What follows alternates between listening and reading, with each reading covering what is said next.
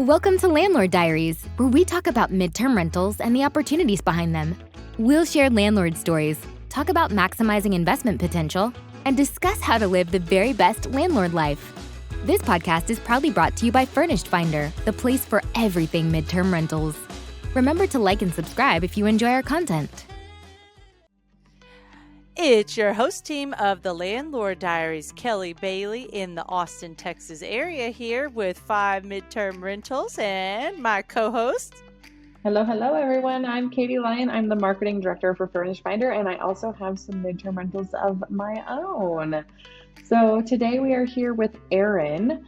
This is the second time we got to chat with her, which is super fun. She has written yet another book about midterm rentals, and it's just chock full of information that'll be valuable to any landlord, whether you're brand new to the game or whether you have a few properties under your belt and you're just always looking to improve. It's one of the great things is that we can always all learn a little bit more. So we've got a lot of good nuggets. We also have some good, I don't want to say debates, but good conversations about things people say and think about midterm rentals and just kind of our thoughts about those.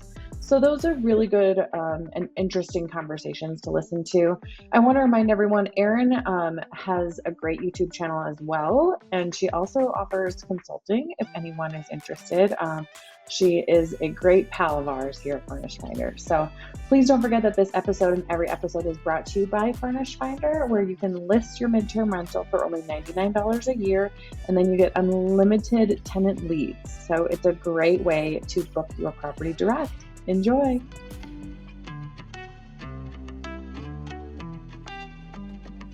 Let's welcome back Erin Spradlin, real estate professional and co-owner of Erin and James Real Estate. Erin loves educating others on the midterm rental topic through consulting, her YouTube channel, and 2 books she has authored called American Nomads, which we discussed in episode 40, and Erin's Guide to Midterm Rentals, which is today's topic. Hi, Erin. Thanks again for being here with us. How are you? Very good. Hi, ladies. Thank you for having me back.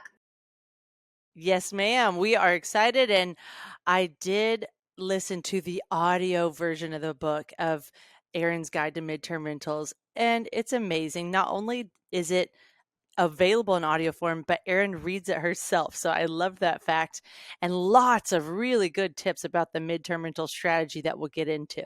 So I think the first question that most people are probably thinking as we're getting started is, why should I listen to Erin, and how much experience does she have? Like, why should I read her book? So tell us. Thank you. Great question. So I've been in the space since 2017.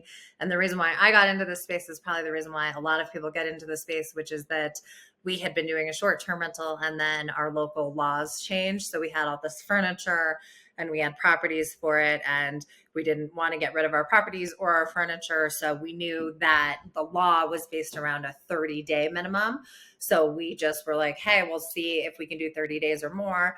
And so we started to do that. And even as like the future progressed and we were in cities that allowed for short-term rentals, even after that, we still stayed in the medium-term rental space because we liked it so much. So then also my husband really has a focus on short-term rentals as far as with his clients, but I've been really focused on medium-term rentals probably since early 2020 because I just like them. They tend to be easier clients. So I like them both from the side of a property owner, but also for my clients. I think it's a very good strategy.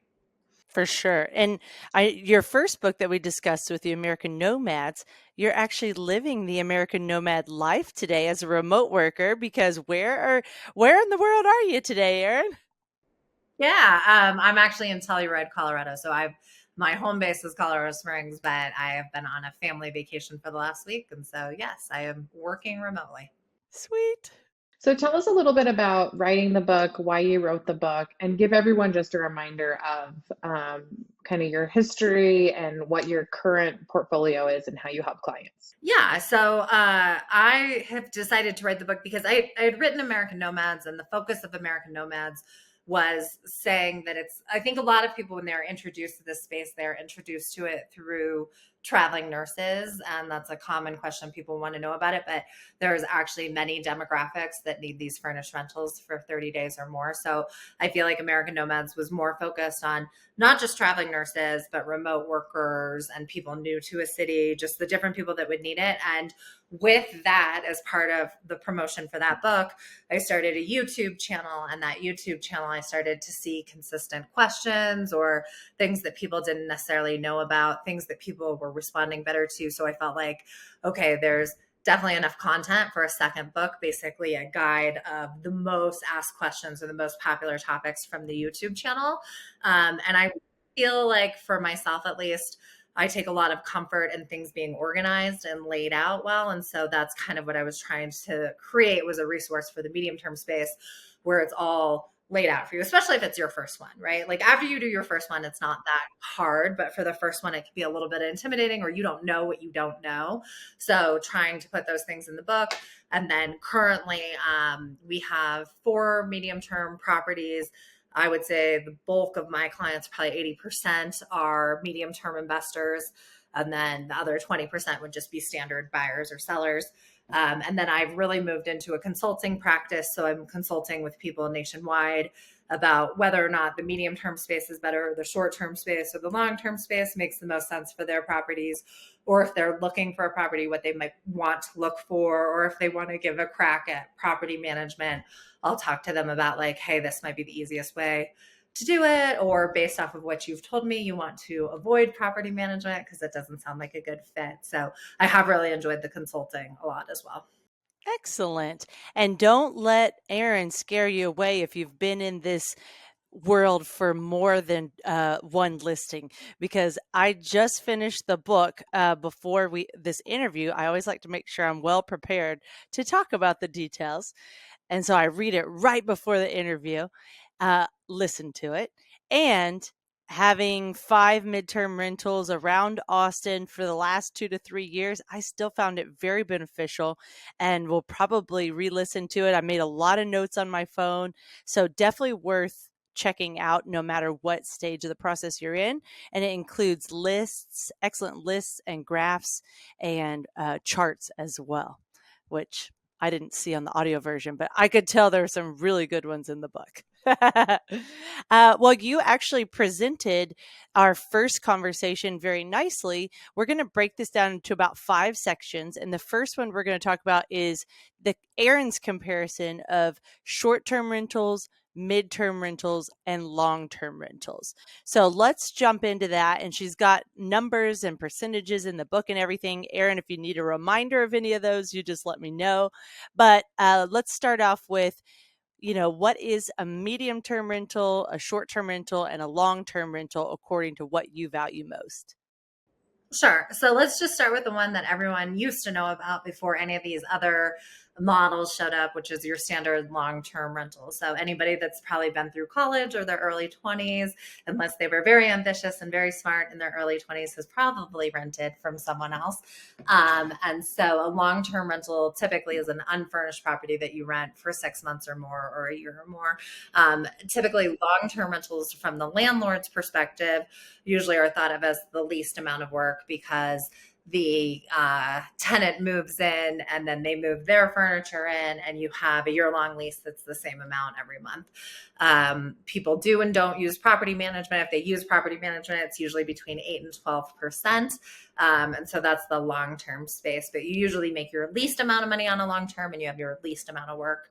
A medium-term rental is a furnished property, but it's 30 days or more. I know from the Furnished Finder website that they tend to be 3 months in length. That's the average, I think, that you guys are quoting. And that's consistent with my experience. 3 months or longer, honestly. It seems like a lot of people actually want this furnished space. They either come in for 3 months or longer for various reasons. And so in that space, you're renting for a little bit longer, a month or more. Usually your pricing matches short-term, meaning that there's seasonality in your pricing. The tenant is not paying the same every month necessarily, and you are furnishing the property, and you make a medium amount of money and you do a medium amount of work. And I usually recommend to people that they property manage their own medium-term rental and long-term, because I think they're easy enough, but you also can have a property manager for that. And then finally, a short-term rental is a shortened rental, usually about a week or a weekend, but it's anything under 30 days and it's a furnished rental. And you tend to make the most money on that, but also your property management expenses are the most money. So when you look at the numbers, let's just say hypothetically, you were going to make 1,000 on a long term, you would make about 1,400 to 1,500 on a medium term, in my opinion. And then on a short term, you would make anywhere between 2,000 to 3,000, depending on your market, per month. Awesome. It's a good So breakdown. let's talk about something that doesn't get talked about probably often enough, maybe, especially because Kelly and I are like diehard fans of midterm rentals, obviously working for Furnished Finder. But what are some of the cons of midterm rentals, if anything, that investors or property owners need to just be aware of and keep in mind? And in the book, you highlight 4 main cons. So if you need a reminder of them, let me know. Today's episode is proudly sponsored by Furnished Finder, the ultimate platform for hassle-free midterm rentals. Whether you're a seasoned landlord or just getting started, Furnished Finder is the place for you. With Furnished Finder, you can say goodbye to booking fees and hello to direct bookings for 30-day plus stays. It's a win-win for everyone involved. So if you're ready to experience the joys of midterm renting and take a load off your landlord's shoulders, head over to FurnishedFinder.com today. We make it easy to get started. We're grateful to Furnished Finder for sponsoring this episode, and we're sure you'll love what they have in store for you. I probably will need a reminder on a few of them. The big one that I think about with the medium-term space is that, to me, if I am more focused in real estate on appreciation than cash flow, to me, that's more important. I do believe the stat that 80% of your returns come from appreciation versus cash flow each month. So it's not that cash flow is unimportant or that you wouldn't want it, but appreciation is really what I care about, especially in the market that I live in Colorado. So by that standard, you want a bigger house because a bigger house or a bigger property is going to appreciate. You're going to make more money off of that over time. But I think that medium terms, there aren't as many people that need a big house that are in the medium term space, because I think for a larger property to work, sometimes it's grandparents and grandkids and stuff coming in, and it makes sense in the short-term space because they're all taking a vacation together. But in the medium-term space, I guess I question how many people are traveling with small children and whatnot. So I think that you're better off to buy, I think a smaller property will do better in the medium term space. You'll stay more booked, but you won't appreciate as much because it's a smaller property if you care about appreciation. Yeah, before you go to the second one that you've noted in your book, I think this deserves further conversation because we get this question so often. And at the Midterm Rental Summit this year, we gave a data presentation, and it does, and we presented two sides, right? The supply of the inventory for midterm rentals and the demand, right? And there definitely is like a bell curve, and the bell curve is, there's a medium amount of demand and supply for studios, and then it spikes with the 1 bedroom, and then it starts to head down. And we had noted something on there called the Gucci effect. And I have since in some Facebook groups seen some questions about, hey, I got Furnished Finder's presentation. What were they talking about with the Gucci effect? And I thought this was so funny because it's a term that I completely made up. So there was these people in this thread of comments that were like, I'm Googling it and I don't know what I'm not coming up with anything, blah, blah, blah. And I'm like, okay, this proves that like some presentations you just have to be there in person for, because it was something that like we discussed, right? It wasn't in the actual words of the presentation, right? In the slides. But the Gucci effect, what we talked about is there is less demand for 3, 4, 5 bedroom midterm rentals, right? There's also less supply. So the whole Gucci effect concept comes from when you think that, if you go to a Gucci store, you're never going to walk in and see it be as busy as Target. It's not, right? Because they're not trying to sell a bunch of $20 purses. They're trying to sell 3 or 4 $500 or $1,000 purses. So once you get into the larger midterm rentals, you're entering things where there's less demand, there's also less supply. Relatively speaking, they're still pretty in sync with each other as of our data showing that within the 2022 range. However, things can change and whatnot, but we know a lot of people like Jesse Vasquez and people that they're like, that's all they do is the bigger MTRs because they're working with insurance housing and corporate relocations and things like that, where those are the Gucci buyers, right? So there's definitely, Kelly, you have a nice mix of kind of smaller and larger properties. All of my midterm rentals are smaller. We actually had the opportunity to we do have a single family home as a rental property. It's a long-term rental, and we were considering changing it into a midterm rental, and we had it listed. We had someone who was ready to book, and I chickened out because I'm like, it's so much money. I'm still to mad at you furnish about this. that one. I know. Well, the other part of it was because we were going to have about 4 days to furnish it. I was Okay. like, I know my limits, and this is, I'm getting to the point in my life where I can say no to some things and know my own limits. You know what I thought about after you said that on our recording a few days ago? I thought court. You need court because you haven't decided yet if you want to pursue it full time or Right. not. So while you might cut into some of your profit, you'll still be making a profit, and you'll start to figure out if you really do want to invest in the furniture. Yeah. CORT is a furniture rental company that Kelly's talking about. They're a great solution for situations like that. But anyway, I just like, it's tricky because like Kelly and I do this day in and day out, and I was like, oh, I can't quite do it. But you're right. There's less demand and there's less supply. So it's like it's a different game. It's almost like you need to split midterm rentals into two categories, right? Small midterm rentals and large midterm rentals, because there's different market, like it's just different. It's super different. Yeah, I mean, I actually like that question a lot because I think that there's room for smart people to disagree on that or have different like strategies about it. And I do like the Gucci effect and I find it hilarious that you coined that term and now everybody's like trying to search it. I Googled it. It's not like a thing. I'm like, no, it's my thing. that would make me feel very good if I were you. Like, hey, Right? Googling this.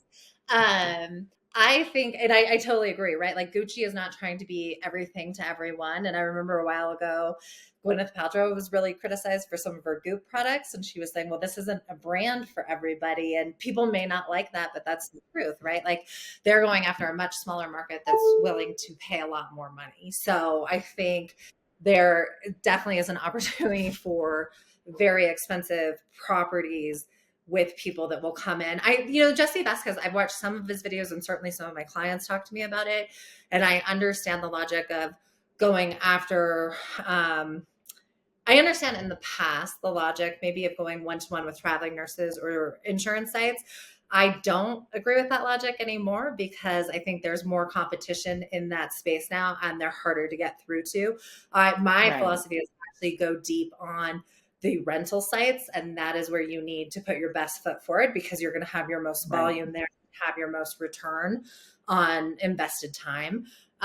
So that's what I kind of like. If I was going to go after a big property with a tenant pool in mind, it would be college students and preferably kids that go to private colleges because they're part of the Gucci effect. When you go to a private college, I'm not sure the return on the money you get is good. It's just that you are related or for whatever reason, you have the money to pay for a luxury experience. And therefore you also have the money to pay for a luxury property. And so we have one property that's a 4.2, but it is close to a college and it's probably our most successful property. So See, this is what I think is so cool, right? Like you said, there's so many differences in midterm, right? Because there's different markets, there's different seasonality in different markets, there's different needs in different markets. Travel nurses and medical professionals are probably the lowest hanging fruit, right? Because everyone, I've heard it everywhere here, and they're like, oh, the rates are changing. Is it going to stay? Well, the simple fact is there's not enough nurses, right? there's a shortage, and that's not going to disappear overnight. So traveling nursing and traveling medical professionals, I should say, are here. They need places to stay. There are also a bunch of other types of travelers, right? But there's a million ways to spin it. Like you can go after the relocations, you can go to the college students, you can go to the nurses, you can go to families, like because for each house or apartment or condo or whatever you have, each property, you only need one tenant at a time, right? We don't even need as much as Gucci. Gucci can't survive on one customer a day, right? Gwyneth Paltrow needs more than that. We need one tenant. And when you're talking about an average of a 3-month stay, you're talking about 4 tenants a year, right? So like there's like a million different ways you can spin it. And I think it's so cool because it's this newish type of market where it's like you can spin the dial all sorts of different ways. Okay, I'm going to jump in because we are very far off from what we were supposed to be talking about. That's our whole Kelly. We like getting off track. I like it, but now we've gotten about 5 minutes in, so I'm getting us back on track. But quick reminder, we have episode 36 with Ibrahim and Nahid that talks about corporate housing for the 3 and 4 bedrooms. And they have, I think it was around 17 properties throughout Atlanta, and they've made themselves the go-to corporate housing company in that area with individual single family homes, which will appreciate better and provide corporate housing for people traveling to the area. Same thing with Bob and Brandon in Chicago, and that is episode 43. So if you're looking at the large, if you want to rent larger homes that appreciate better, check out those 2 episodes. But we're going to get back on track, which was talking about the cons of midterm rentals. And the first one we started was appreciation. And you did give a really good example, Erin, in the book of how the appreciation really matters when you're deciding whether you should buy a property or not based off the cash flow. And the book gives the example of if you've got a $600K single family home that you purchased in Denver in 2020, and then you in 12 months it appreciated to 690,000, then you've already increased your equity by 15%, which is around 90,000 added in equity. And Erin made a good point. If you tried to take, $600 in monthly cash flow and spread that out over how long it would take you to make 90K, well, it's about 12 years. So it's like the amount of cash flow is not as important depending on what your goals are. So what else do you want to add about the appreciation side for just real estate investors in general?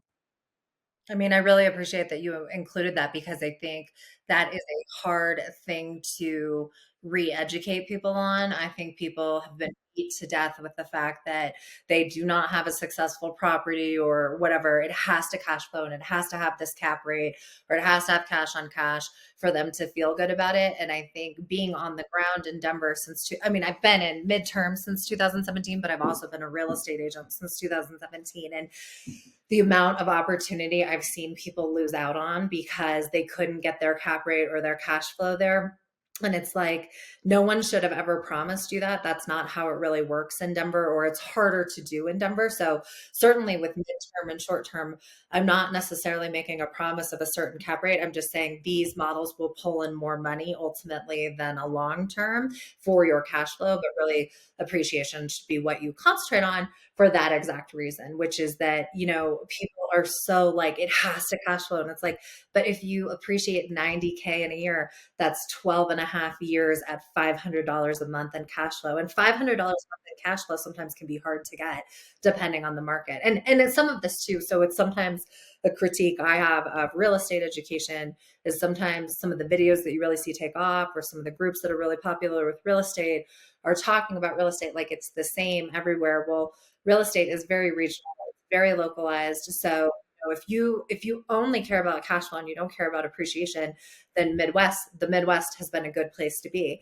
But if you're more focused on appreciation, then Denver and Colorado are a great market to be, because in Austin, right? Like places, and the people that have had properties there will tell you, I was not too worried about the cash flow because I was just watching it appreciate and appreciate and appreciate. So not to say that cash flow is a small thing or that you want to make a dumb investment, but it is actually, you work against your own interest to walk away from a very good property that will rent successfully and appreciate well because you're so singularly focused on cash flow.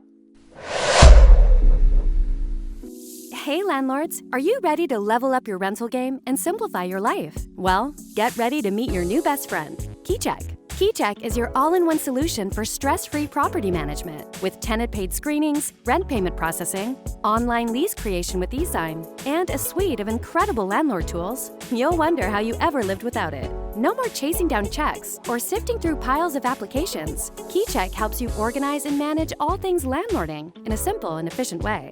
So if you're tired of the rental chaos and crave seamless, efficient management, head over to keycheck.com and sign up today.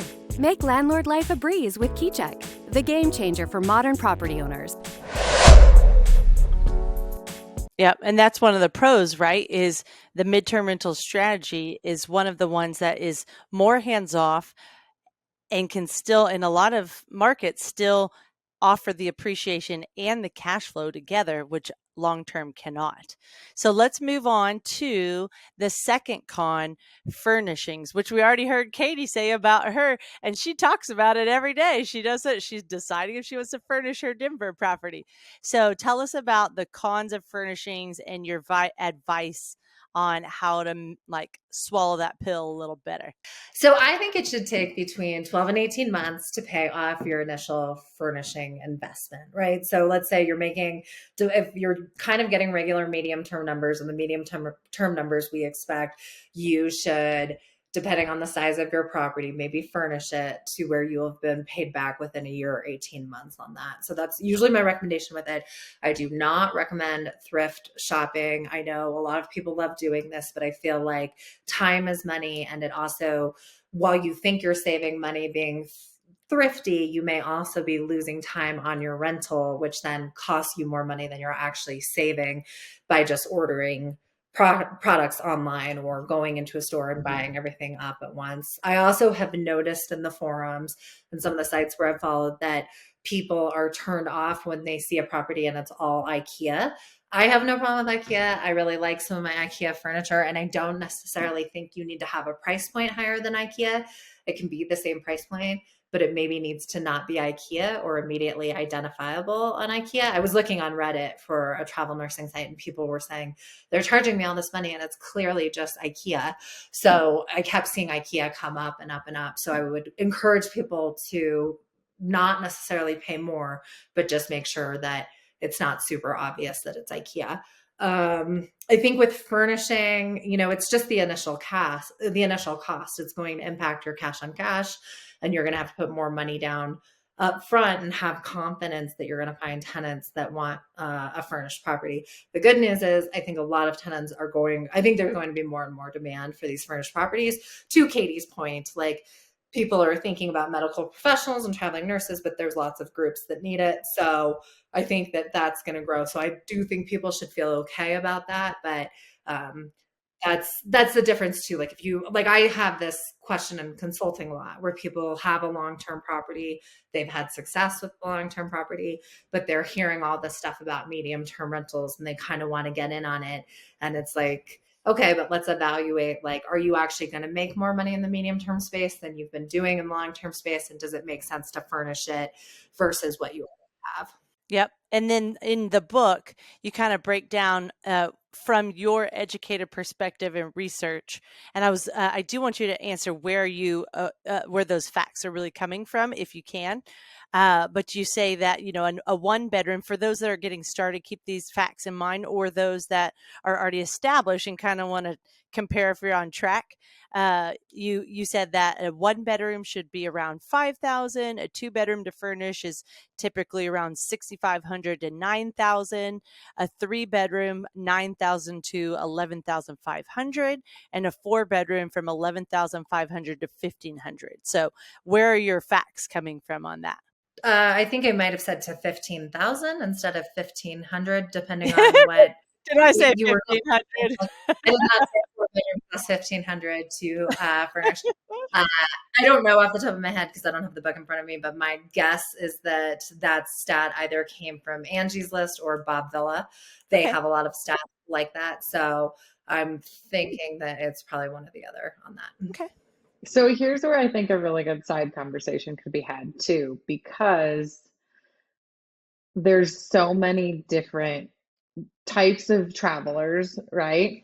And so many travelers with different price points that someone might come in and be totally fine with an all IKEA apartment at a lower price point. I think the challenge comes in when someone has clearly furnished very minimally and it's all IKEA and you can tell it was done on a very, very low budget, but they want a premium on rent, right? So that's where I think it really becomes an issue, is where those two things don't match, where you're trying to sell the Gucci bag, but it's a Target purse. There's nothing Good wrong point. with the Target purse, but you have to charge a Target price. And especially, I know Kelly has some larger properties. And what do you usually, like, Kelly, what do you think it costs you to furnish maybe one of your 3 bedrooms? That's an excellent question. Well, Because you are like you scour we did. local places. If you think you furnish one property a year, then I love the time is money analysis, but considering my husband's a real estate professional and has plenty of time right now, since he doesn't have a real estate license and he's just managing our 5 properties, and it's Texas, and So you got the time. we have a truck, we've got the time. So we have added it up, and we are typically able to furnish a 3-bedroom for around 5,000 to 7,000. Which is wild to me. Yeah. That's what Wild. Like, I want to go shopping with Kelly. I remember we just furnished the last studio, and I was like, Kelly, we furnished this studio and it looks amazing. Like, it's not, you don't look at it and think all IKEA. And I think we were all in at like 2,700. And I was so proud of myself because I got deals, and I worked with a designer who was like, this couch is cheap, but it's great and it's comfortable. Buy it. Right. Which that designer saved me so much money. And Kelly was like, oh yeah, that's cool. I did like a 2-bed, 3-bed house for just a little bit more than that last year. And I was like, oh, thanks, jerk. Like, Well, and I'm going to do the quick math. So we typically cash flow somewhere between 500 to 1,500 per property. So if we're saying it was 5,000, and I'm going to go on the low end and do 500 for our so you're at 10 months. for our cash flow, then yeah, 10 months for making that back. Right. So that matches up, right? Because you're not charging crazy, crazy prices. Your price matches what you've presented, right? Yep. And the two that we were able to hit the 1,500 on the cash flow, which if Jesse's listening, he's probably laughing because probably to Jesse, 1,500 is nothing. But we all have somewhere to start, right? And so when I hit 1,500 on the cash flow, it's typically a duplex that has most of the mortgage paid on the other half with a long-term renter, or our Temple property, if all three if both units are filled, the house, a 3-bedroom, 2-bath, and the 600 square foot, 1-bedroom, 1-bath cottage in the backyard. But that's great, right? I'm just saying, I think that price strategy that Erin has presented of like cost to furnish and then the amount to pay it off is probably a good gut check to see what you're charging as well. And it's a really good stats if you're ordering everything brand new, right? Because and have a repeatable list. That's what I love about yours, both of yours probably, is all you do is look on your spreadsheet, click your links, reorder, and you have it furnished in 3 days, right? Where mine, I like to have 2 weeks to furnish it for, just in case all the pieces we have to pick up. So there's values to both ends, I feel like. But I just think, if you're going to recoup your furnishing cost in 2 months, either you're not spending enough to furnish or you're charging too much in rent. You know what I mean? Something's out of whack, most likely. Yes, and I agree with that. And I think same thing with the baseline of like what you're charging for a midterm rental. Like I'll say 1.4 is just like a good place to look, but then you need to go and see your local competition and look at the websites and see if that actually makes and makes sense for your property. Because if your property is not as nice as another property, or you haven't used professional photos, or your furniture isn't as good, you are not going to be able to charge the same. So it's like it's a place to start, but it's not a rule for all things. And I think in general in investing, when I'm talking to my clients and consulting and stuff, and my own experiences have come along, is that this is probably changing. But I feel like again, there's certain attitudes about there's only one right way to do it, or there's a way that the smart people do it. And I think we need to be more mindful about like who you are as an investor and how you like to spend your time and what you value. Because like we're having this conversation. Well, I don't enjoy thrifting at all, right? Like I am, but Kelly does. And I have clients that like cannot stomach paying for brand new furniture. But I'm like, the idea of me like going and shopping and finding all this stuff does not appeal to me. So I think both ways are fine. You just need to be honest with yourself about who you are. And there's not necessarily a right way to do it. And you need to know your target audience, right? Yes. Like Kelly's not going after crazy, super high-end people, right? So that at the end of the day, that's what matters, right? The people who are complaining about it being all IKEA furniture are because someone's marketing to the wrong person, right? Like I totally agree. Right? Like they're marketing to nursing professionals that have made a little money, that are used to a certain standard, whereas college students are going to be fine with IKEA, right? Like it's their first place. They actually don't want a higher price point because they don't want to worry about damaging stuff. They know they're not in the place of their life where they're necessarily going to take great care of things, right? Or if you have an animal friendly property, some people are going to put more of a premium on being able to bring in their animal and not worrying about what that animal is going to do to a $10,000 cow. Yeah, at the end of the day, it's who's your tenant? Who's your tenant? Yeah, who are you going after? And on that note, I really do advise people to think about like who you are and what you like in a property and lean into that, because you're gonna have the best results with that, I think, because you know yourself the best. Okay, so we've got two more cons to go, and then we've got the pros of the midterm rentals, which these have kind of been fun to talk about the cons. They're not so bad to swallow. The third con would be possible vacancy. So what do you want to say about that, Erin? So this was something I think we were going to talk about earlier, and then we just decided to move on. But so when Katie was saying Gucci needs all these people, but I only need one at a time, and so I maybe only need 4 rentals. This is like a huge concern people have. Like, what is my vacancy rate going to be and stuff? And I'm like, I have an incredible occupancy rate.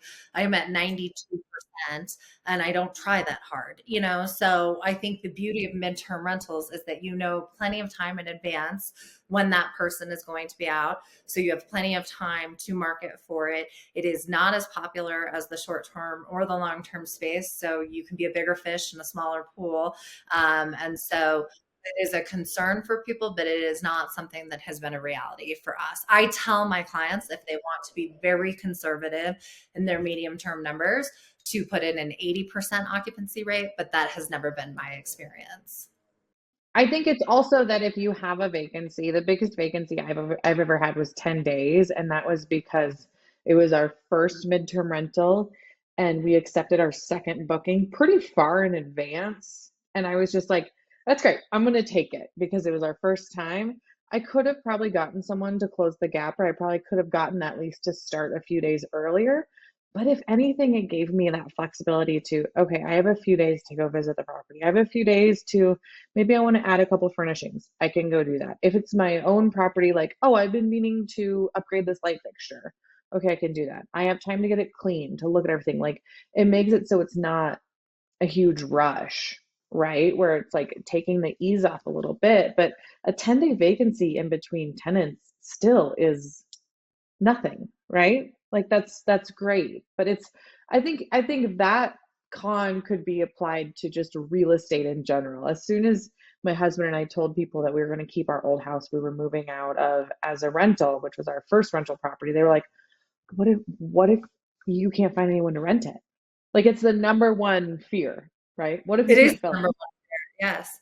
And I'm And always like, especially with my consulting clients, I'm like, you are going to be able to rent your place. And it's not because I've seen your place or I make that promise to everyone all the time.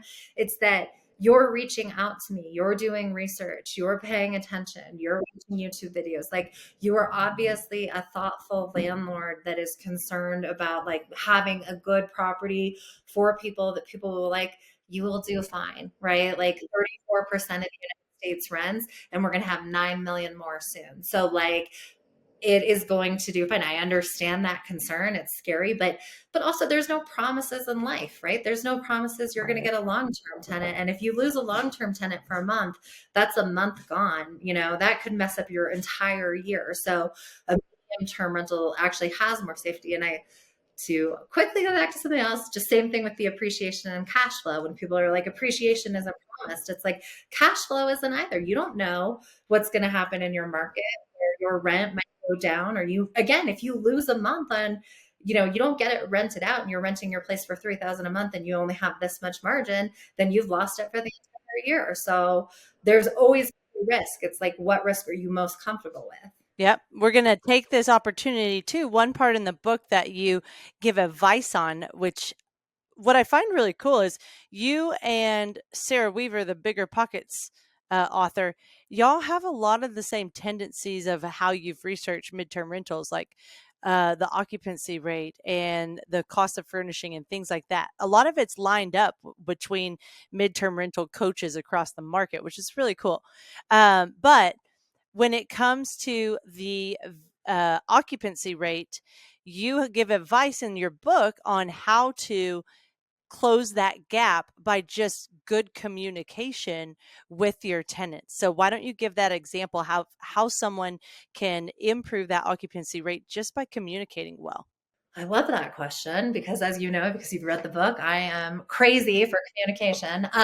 So I think that with that, I guess my philosophy on this is that if someone is communicating poorly with you, they potentially will never rent your place, right? Because for whatever reason, their motivations aren't where they need to be. And so the tenant that is probably going to move forward and rent your place is not going to be aggressive with their communication, but they're going to be in front of you. You're not, anytime you're having to hunt down a tenant or a real estate client, I would say you're probably not going to ever cross the line with them because they don't have the motivation. If they have the motivation, then you will feel it. And so then I also put in just certain like kind of benchmarks again about, letting them know, like, okay, if you want this property, do you have any other questions? No, you want the lease. Okay, here's the lease. You have 72 hours to ask me questions. And then after that, you have 72 hours to get me the deposit. And it's not like the property is then closed to them. They're still available. Like, it's always still open to them if they want it, but I'm going to open it up to the rest of the people that are interested. So I'm not going to like just kind of keep it for you. And so that motivates them to move along, makes me feel good about the fact that they're interested. And obviously if they had special circumstances like, hey, I don't get paid until this day, is that okay? I would say fine, but it also will signal to you too that they're going to be a good tenant because they're letting you know what's coming up. And also that's probably how they communicate in their world in general, which is a good sense of how they're professional.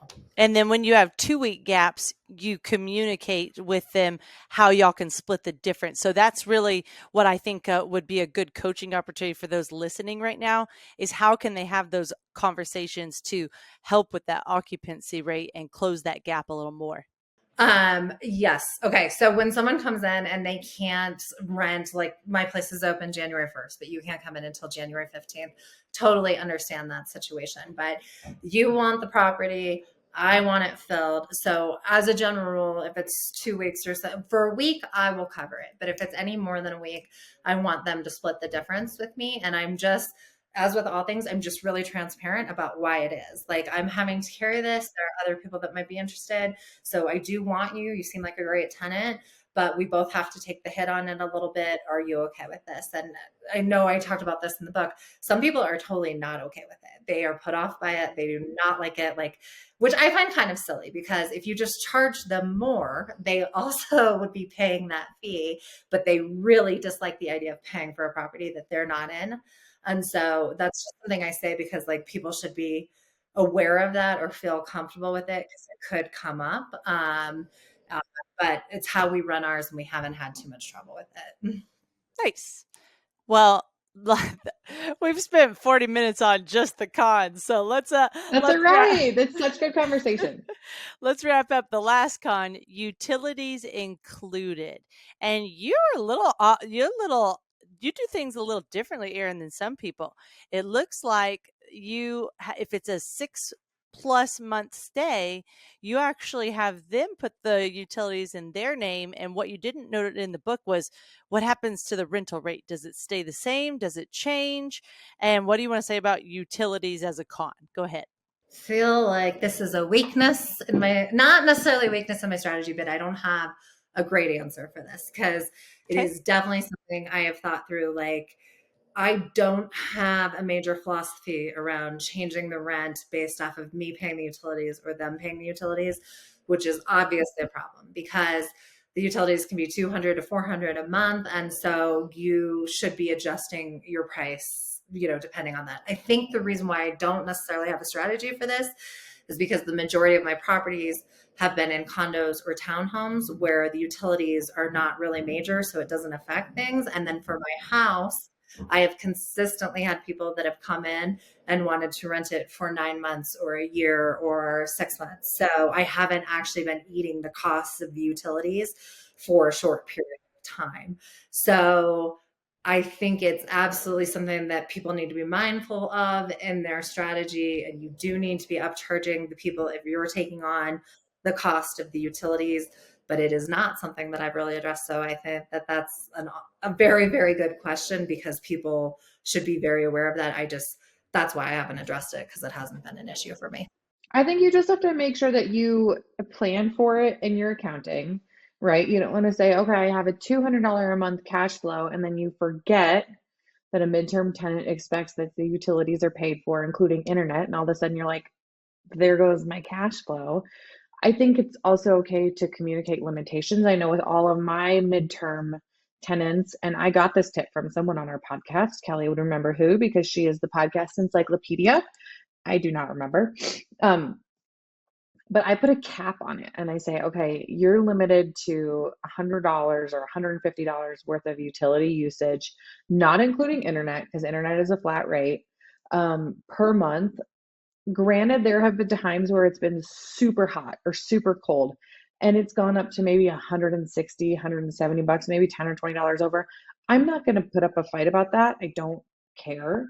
But what protection it does give me is if they put, say, the air conditioning on 60 degrees and they never turn it down, and there's a $350 utility bill, I'm not I have protection for that. So I think it's just, you have to come up with some sort of strategy, whatever it is, whether it's a limit, whether it's you pay unlimited utilities, but maybe you have, a Google Nest and you could get alerts from your thermostat, whatever it is, just be smart and have a system, because if you don't have a system, that's when you will end up getting in trouble, and you'll end up with utility bills that you don't like to swallow, right? Yep. And that's one thing Erin points out in the book is, in most scenarios, if you educate the renter on what the local averages are, that they're normally going to keep that in mind as they're going through the process, especially if there is wording in the lease or an addendum to the lease that says there is a utilities cap, right? And I recommend people putting, if you're really concerned about it, put people on a utilities deposit. So you take 2 deposits, one being for the property, and then the other one being you have this budget for the utilities that you write in. And if you go over it, we're going to pull from the deposit. And you make that budget whatever. You call your utility company and you say, for a 4.2, what's the normal, what's the average utility rate for this area code? And then have it. Because I do think, again, my experience with a lot of my clients is that there's fear like a distrust sometimes about tenants, or just I think a tendency to think about worst case scenarios. But it's just been my experience that if you do educate people or tell people where you're coming from, then it's at least a good place to have a conversation. Because I haven't always been right. Like when we first started, obviously, sorry, I'm like, I haven't always been right, duh. But when we first started, like we would have people get property, like personal property insurance. And one of the tenants was like, that doesn't make any sense. Like all of the property is yours. And I was like, right. So like, I think just having conversations about where you're coming from, and I am very open to having my mind changed if the argument makes sense to me. Mm-hmm. For sure. Anything else about the cons before we move on to the pros of midterm rentals?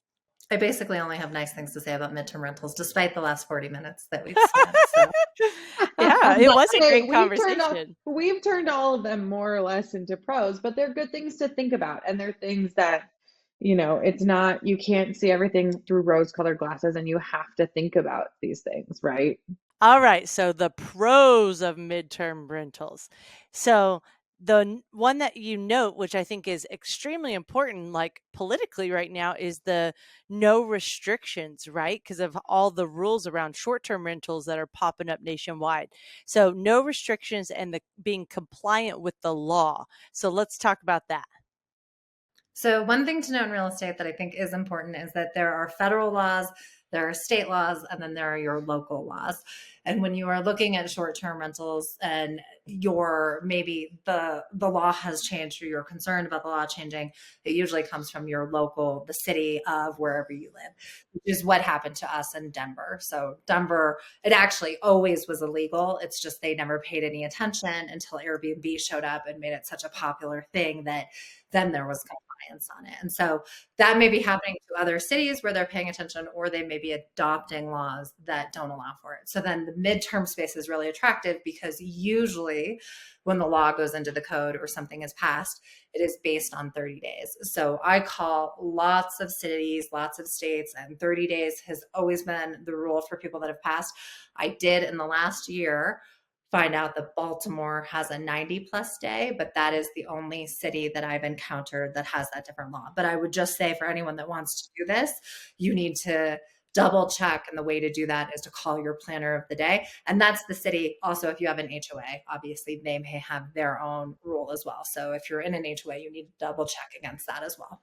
For sure. And in the book, you give really good tips, because the first thing people think is, oh, it's going to take a lot of time. How do I even start and figure that out? And you give good steps on how you can just Google search the name of your city. So for me, it would be Austin, plus planner of the day. So I tried it, of course, to see if I was able to get the same results that Erin said I should.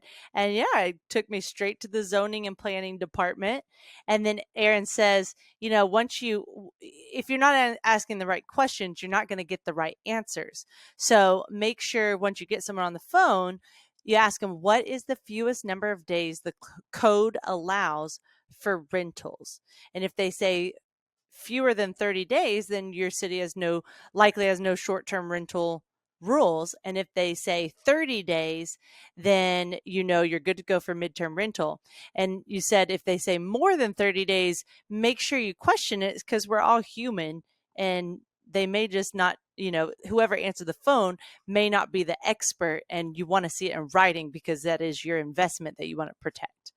Exactly. And I think, the planner of the day, especially for bigger cities, they're hired specifically for that job. And for the most part, in my experience, they're very knowledgeable of the code and they're good. But it also is just a good check on them to say, where is this in the code? What does that look like? And also a lot of cities are newly adopting this, right? So you just want to see when it got adopted.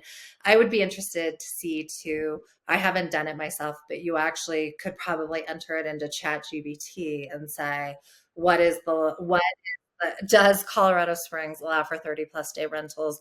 And then it will come up and then say, take me to Colorado Springs code and show me that in the code. You can also find it just on Google too, like just Googling. And I will say this, like Denver has you're not allowed to rent for less than 30 days policy. That doesn't mean you can't go on Airbnb and find places that are listed, right? So don't take that as, well, they have it listed, so I can too. There's always asterisks and exceptions, right? Like I know a couple of Denvers, but we won't go into that here. That's not the place. But like, just don't sit here and think to yourself, well, I see all sorts of other people are renting for 7 days or less, so surely I'd be fine too. That is a huge gamble that you're taking with your money, and take the time to actually figure out what the laws, the regulations, and the enforcements are. Could not agree more. Yep, awesome. Because even if it is a short-term friendly city, there's still processes to get approved and get a rental license for the short-term policy that might take some time. So it's like midterm rentals, you just typically jump in, get started, and you're good to go, which is really nice. Well, and like in Denver, sorry too, but like in Denver, they are very good about their clients. And I don't know if it's changed, but as of like last year, they're the only city that pursues felonies against people that lie on the affidavit. So that's a big deal. That But is a like big in deal. Portland, they have a really poor compliance record. Like Portland, I think it's like 9%. So you probably to some extent have, you don't, it's good to be in compliance with law and especially with your investment, but it's just something you don't want to mess around with. Yep. And then if you can remember one of your examples, I love when we get into numbers on the show, because numbers speak louder than a lot of the other conversations, right? And so the second pro to midterm rentals, which we've kind of already talked about a little bit, is elevated rents, and that you can still make a nice cash flow even in a tough market where long-term rentals aren't bringing in the cash flow and short-term rentals are a lot more work. So do you remember your 1-bedroom, 1-bath example or the 3-bedroom, 2-bath condo example, or you want me to go ahead and give it to them? I think the one was 2,200 on a 1,300, but I don't know. Yeah. Okay. So the long-term rent was 1,275, and it looks like you get a lot of your facts from Rentometer. And then the midterm rental was a market rate of 1,900 per month. Utilities was around 110 per month, and so your net monthly profit was around $514 per month compared to long-term rental rates, which was pretty good.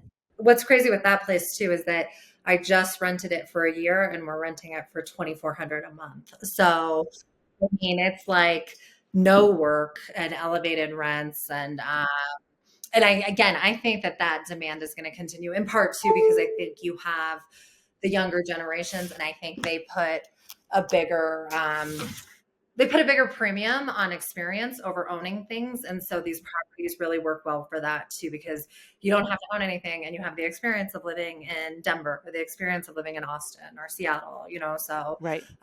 I think that's going to grow.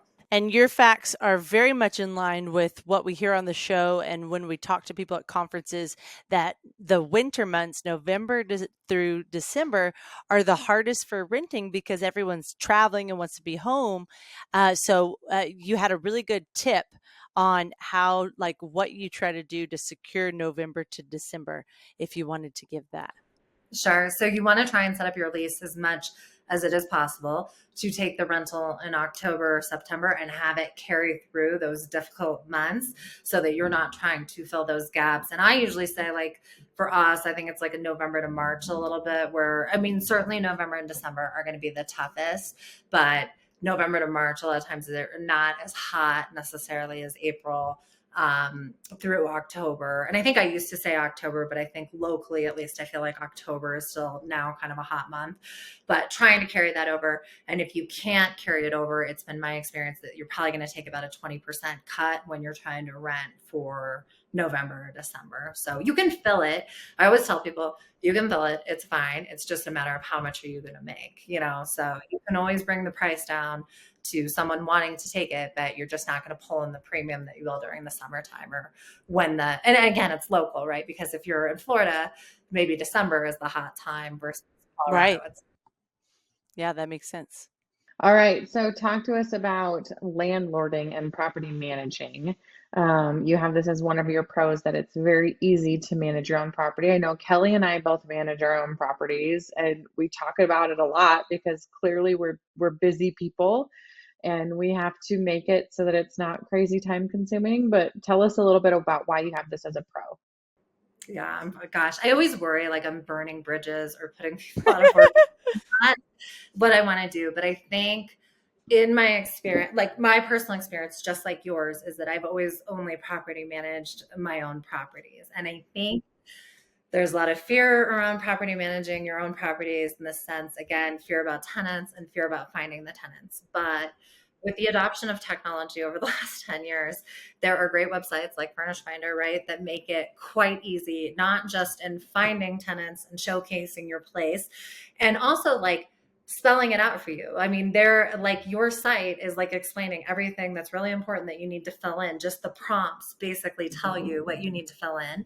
Then there's back end stuff like KeyCheck, where you can do the lease and the background check that doesn't even cost the landlord anything. It's on the tenant. And so that was the advantage, I think, in the past of the property managers. They had these tools and they knew how to do it. And now these are more available to all of us at a very reasonable price. And then because of smart locks, nobody really needs to be there. And I am just a strong proponent of the fact that basically you need a smart lock, a website, and then a relationship, and not even your own personalized website, a big website.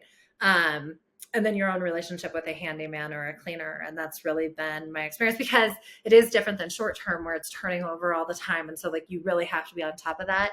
I think those property managers earn every dollar. Like it is a hard job. But I think for medium and long term, you have enough heads up, you have enough of a relationship with the tenant that really self-management is not very difficult in my opinion.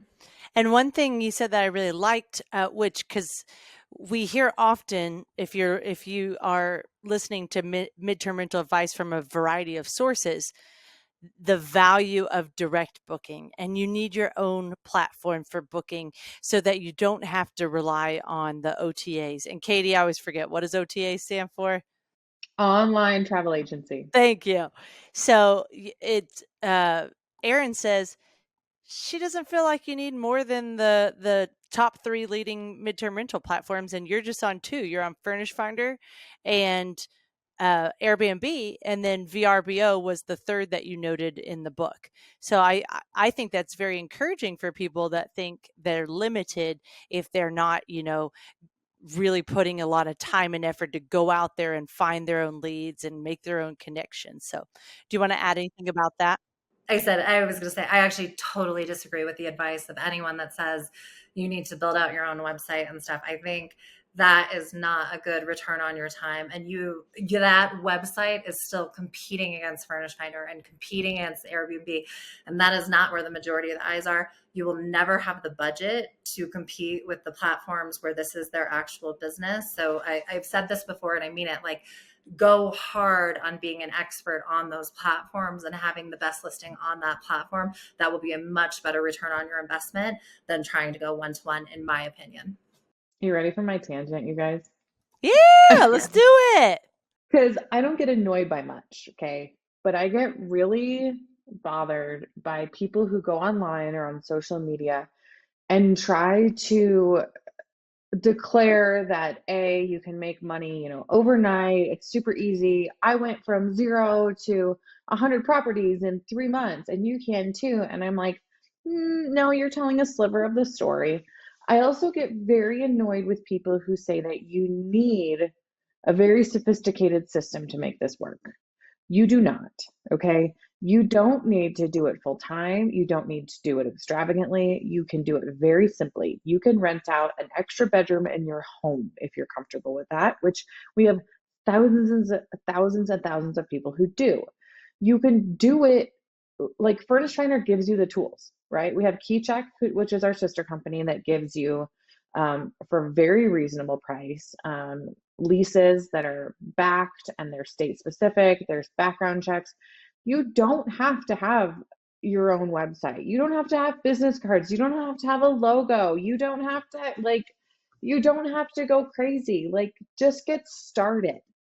Because if you want to have a rental property, the biggest thing that you can do that most people won't do is just get started. Just do something, right? Think about one little property you might want to have, or renting out your basement if you're not using it, something like that. But like, it doesn't have to be overly complicated. Just get started. I have to say, it's like that kind of conversation that actually interests me the most in real estate. I want to write a book about real estate philosophy and that type of thing, because I think that, again, maybe in the past it was different, and also maybe amongst genders it's different, but there is this idea that I totally agree with you, Katie. Like, you have to be sophisticated, you have to be networking. It's like, no, you have to show up and you have to try. That is the first step, because your property absolutely is not going to work if you don't have a property. And also, like, it's just not that complicated. Tons of people have done it before you. You can do it, especially if you're being thoughtful about it. You will probably be very successful. And there's so many resources.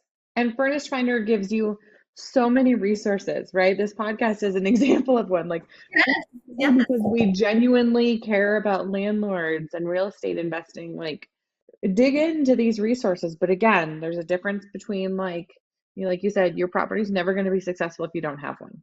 Yeah. And I think, like, for the three of us, it's like, we're passionate about it. Not necessarily, I mean, sales, we all need to, like, make an income, but I think probably the reason why we're passionate about it is because it was life-changing for us, and it's like something you want to share with people. I wasn't an expert before I got into it, like, I took a chance and it worked out really well for me, and it probably will work out well for you too. And Erin is Yep, very absolutely. complimentary of Furnished Finder and Keycheck in her book. So we want to thank you for that. And it's not because, she worked for Furnished Finder, is getting paid by Furnished Finder.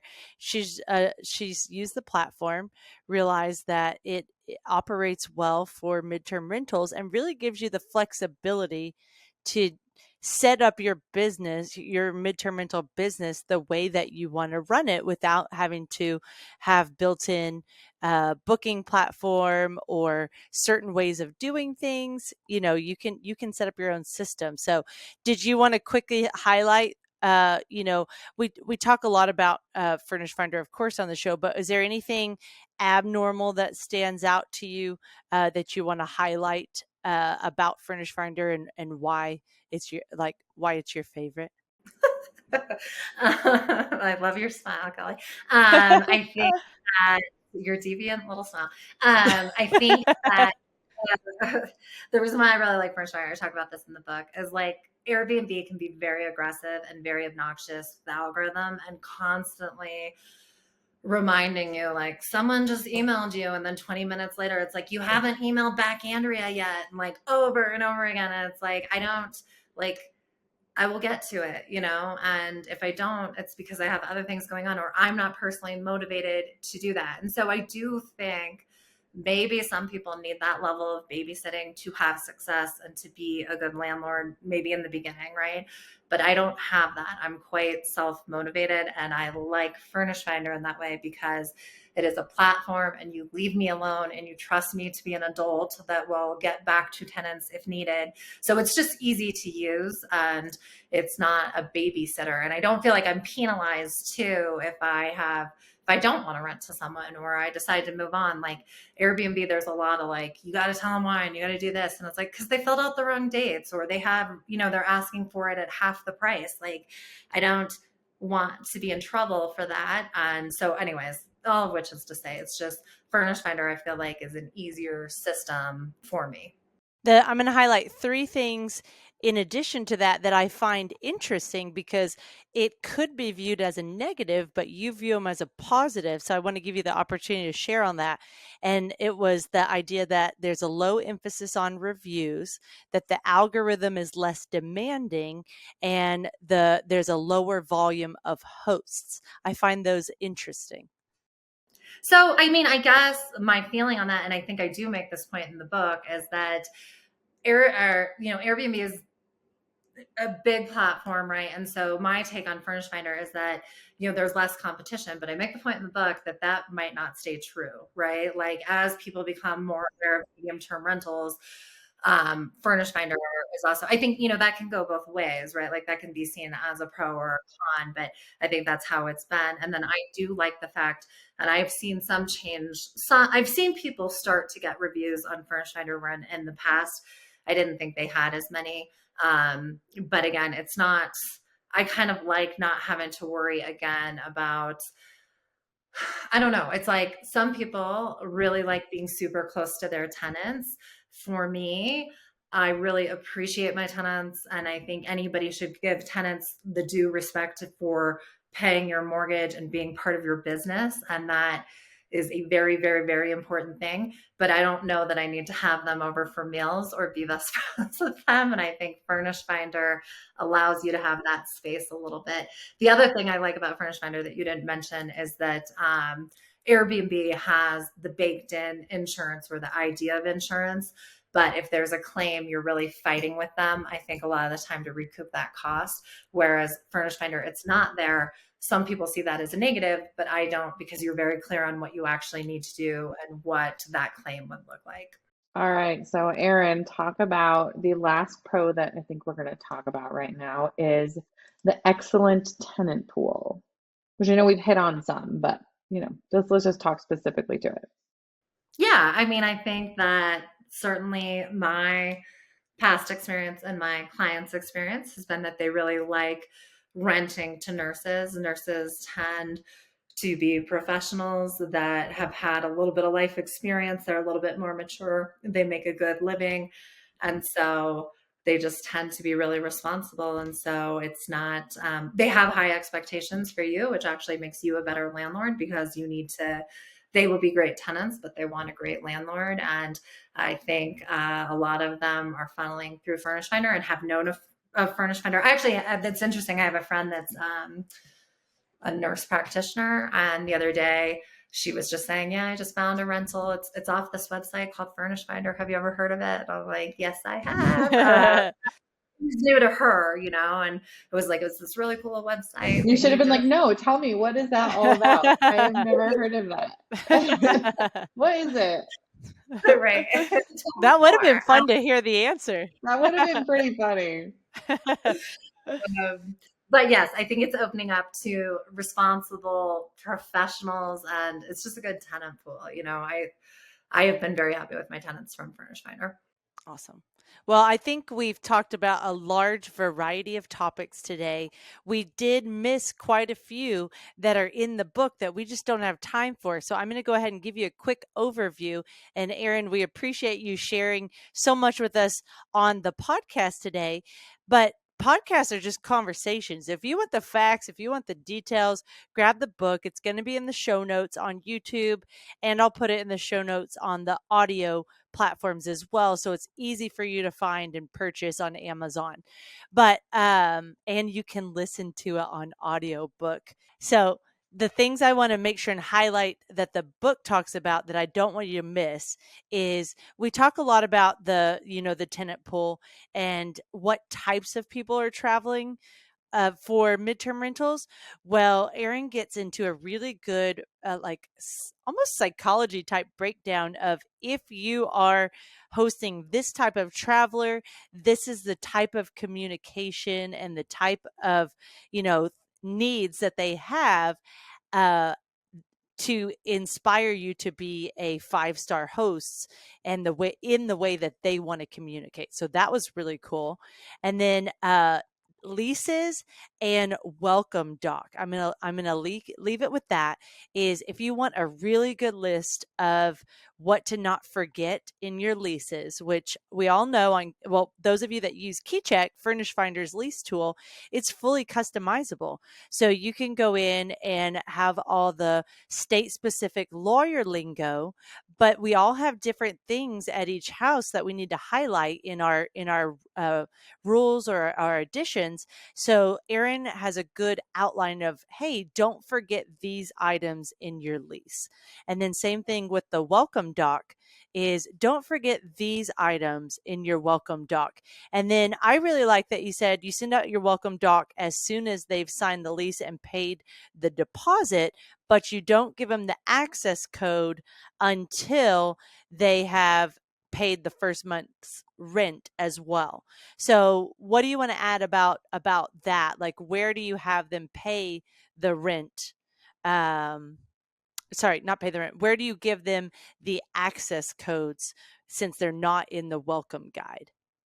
Yeah, so normally I'm communicating with them a day or two before they show up, and I'm just very clear, like, once I have the first month's rent, then I will give you the access code. I tend to give the welcome docs or the information with as much advance as I can, because I always think you're going to have the best relationship with your tenant if you over communicate, but you actually don't want to give them access until they've paid, because I've had people where I think they booked it and then maybe they changed their mind or something else came up. And so I want to have the money secured and have them taking it equally serious before they get the access code. So it's just something I've learned over time, and that's just my preference. And depending on the platform, they may make you handle that differently, but that is my preference and how I do it. Guys, this is the joy of Furnished Finder, because with Furnished Finder, you're booking direct, right? So you get to make your own rules. Like, you get to choose when you give them the access code or the key, or like, it's up to you. What time do you let them in? It's up to you. Like, make a legal document. But as long as you're abiding by best practices and in an ethical and legal manner, like, we really are not here to step into the transaction between you two. We're here. I always tell people we're a real estate matchmaker. Um, like, we're here to get the tenant and the landlord, like, you guys are a nice match. Like, go do your thing, right? But we're not here to get in the middle of it and make it messy. We're here to make things as simple as we can, and direct booking is the way that you do that, right? So that's just something that is always going to be an advantage to using Furnished Finder. All right. Well, this has been an excellent interview. I'm going to wrap us up. Erin, I think you have told us there's a potential of a third book. You want to give like a little 30-second thing about the third book and why someone should be ready for that one as well? Yes, thank you. So a third book is coming out fairly soon, and that book will be more of like a workbook for people that are first time landlords or first time hosts, and just the things that it's basically a document capture too for all the things that I've found that have been important and questions that may come up, and also hopefully worksheets and exercises about how to think about your property, and also if you're investing with someone else, a spouse, a friend, a sibling, how to identify if you're a good match and the items that you need to be focused on before you enter into investments with them. So kind of your strengths and weaknesses, all the things I wish I had known or had access to filling out, and things that I eventually made part of my practice as I went along.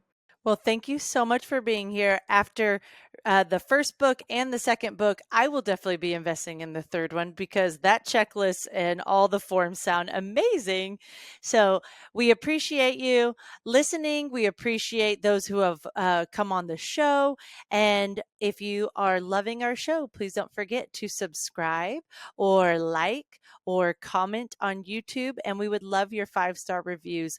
If you've made it an hour and a half in, you're enjoying it. And I guess hour 15, well, look, guys, we did pretty good. And